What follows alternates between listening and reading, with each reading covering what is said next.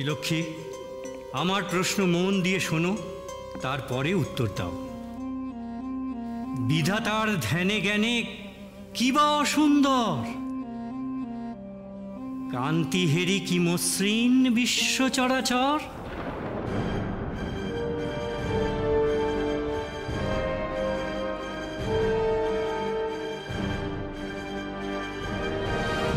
মাতা, এর কি উত্তর হবে মাতা?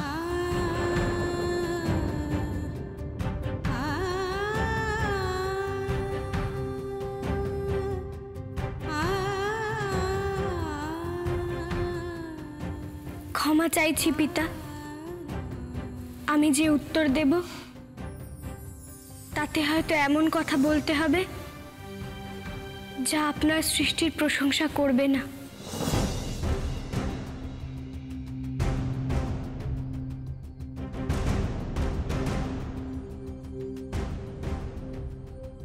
এসো মা লক্ষ্মী, বসো মা লক্ষ্মী, থাকো মা লক্ষ্মী ঘরে ঘরে।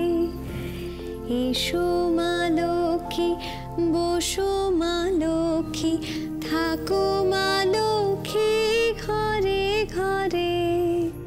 বউ, ও বউ,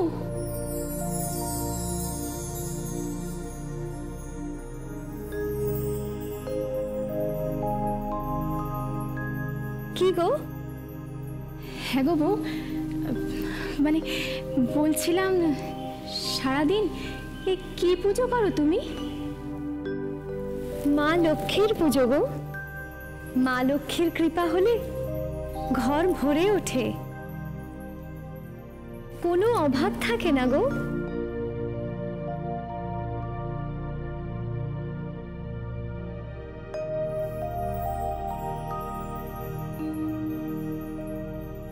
বিশ্বাস হচ্ছে না তো? স্বর্গের দেবতারাও প্রথমে বিশ্বাস করেনি, কিন্তু পরে বিশ্বাস করতেই হলো। তোমরা বসো না গো, আমি মায়ের নাম করি, তোমরাও বুঝবে মায়ের কি মহিমা।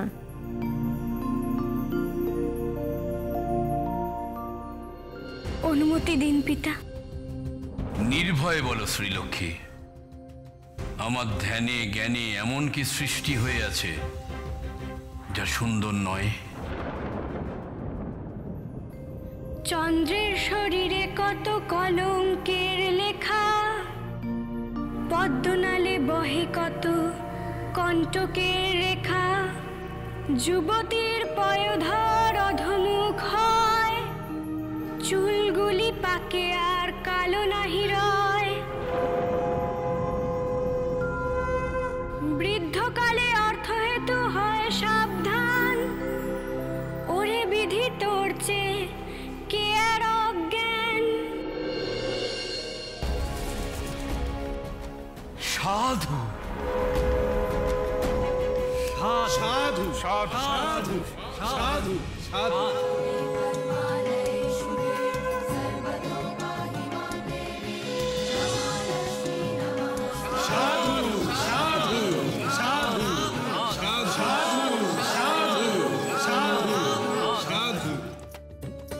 মাতা শ্রীলক্ষ্মী একেবারে মোক্ষম উত্তর দিয়েছেন। আপনার জগতে সুন্দরের মধ্যেই অসুন্দর লুকিয়ে আছে। চন্দ্রে আছে কলঙ্ক, পদ্মে আছে কণ্টক। যৌবন চিরস্থায়ী নয়, সত্যি তো, কিন্তু এটা আমরা সহসা উপলব্ধি করি না।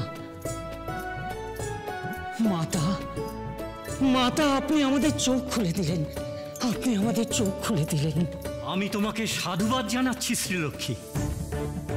তোমার জ্ঞান এবং বুদ্ধি দুই আমাকে মুগ্ধ করেছে। এমন যার জ্ঞান, সে কি করে দেবতাদের শত্রু হতে পারে? তুমি জগতের কল্যাণ করার জন্যই এসেছো। আমরা তোমার সব ক্ষমতা ফিরিয়ে দেব।